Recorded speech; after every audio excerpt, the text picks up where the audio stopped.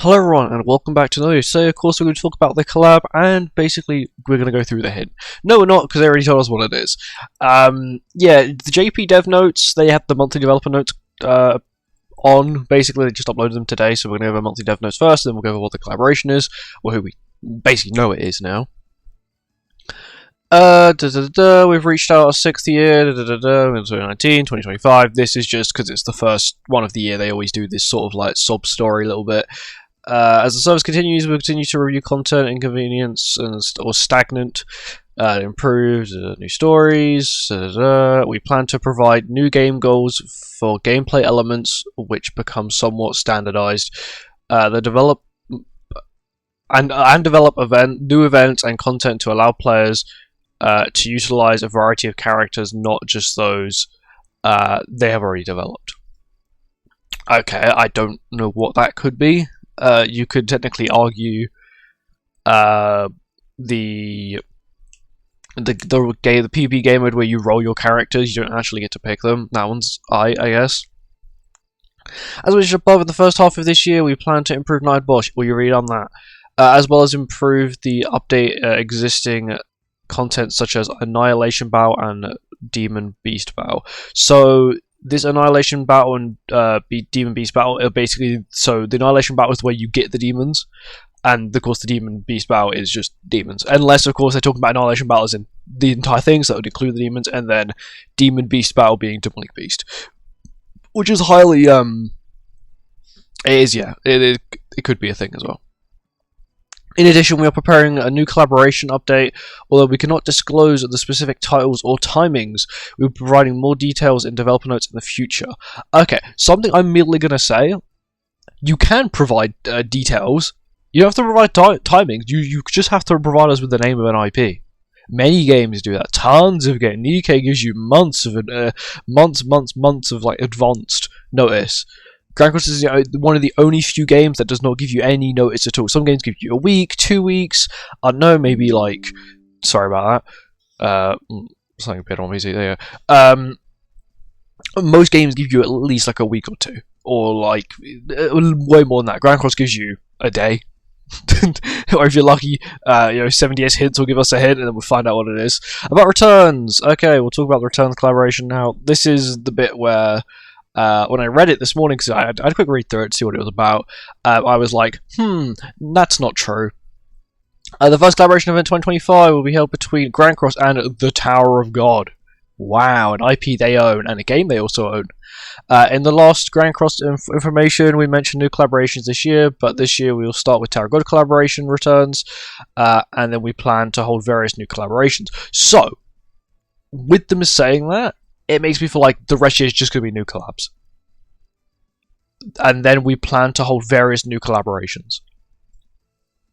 So my guess is, we're now only getting new collabs for the rest of the year. But unfortunately, I do have a slight suspicion. I'll talk about it towards the end, but I do have a very big slight suspicion. We're preparing to encounter new worlds that you've never experienced before, so we hope that you'll enjoy. Forward to the Tower of God.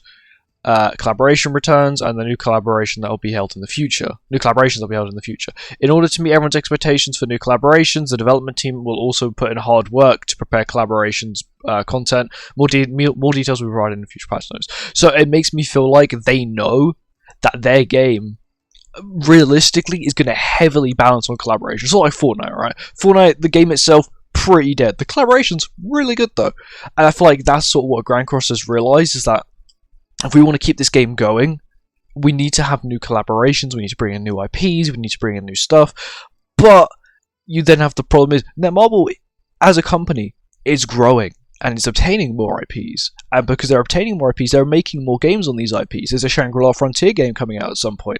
There's a Solo Leveling has a game at this point. And guess what? Both of them haven't collabed with Grand Cross yet. And they both easily can, but once again, if they did, it would be an in-house collaboration, because they already own the IPs for that stuff. And that's where you have the problem. I was going to say, I did say something to talk about this later, but you have the problem of them using their own IPs instead of going out and finding fresh new IPs that are either really hype or really sought after. Instead, we get, I know Solo Leveling and Shangri-La will both be insane collabs, and I would be hyped for both of them, really.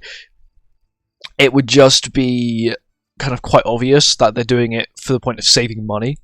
Maybe if you throw in, both of them, but you throw in like Free Ren or Fire Force, a collab that would cost you quite a nice chunk of money, all right, to obtain the IP for. Why don't you then just, it'd be a fair balance. You can use 2 your own IPs, but you've got to then find a massive IP next time. Grand Cross Tower of God collaboration was held first 2024, and since its end, it's been decided to hold again for the first time due to a year to the interest and love of players. I don't think you realise, people were hype on the day of the stream. The day after the stream, the hype was gone. Only because, and I'll tell you this, Zahard looked so hype. We used him. We realised he's useless.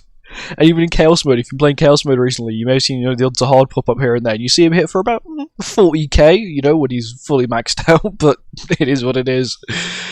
We're also preparing new characters that will appear through the Grand Cross Tower of God collaboration return, as well as new event content that has been organised to be suitable with Tower of God collaboration. I don't like the fact that they said, as well as event content that is reorganised to be... Okay, cool. That could possibly Labyrinth, by the way. So I hope you enjoy Tower of God collaboration without missing out on any of the rewards available. In addition, new collaboration is scheduled to be held next time, so please look forward to it. So April.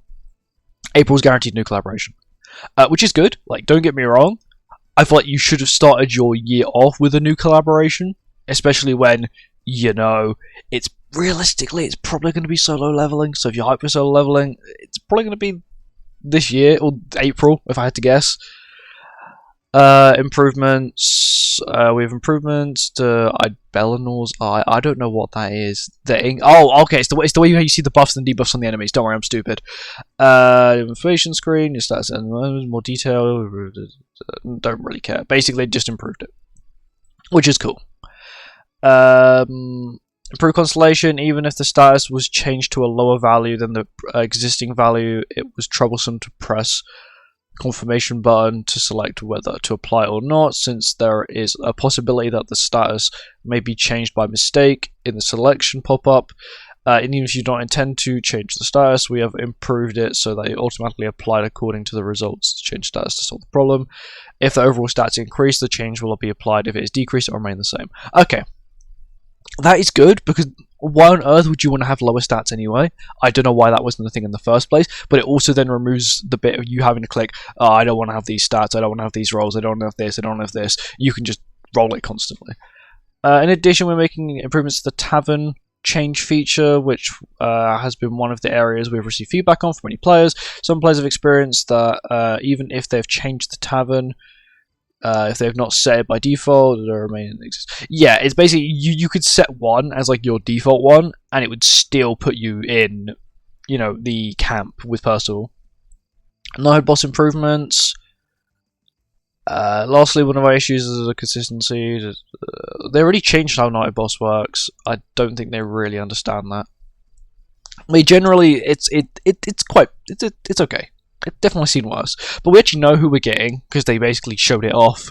We're getting this person here, which is Manzino, who is I think he's like the strongest person in Tower of God or something. I don't know. I just finished season 2 and it was like, oh, he's the strongest person with the tower.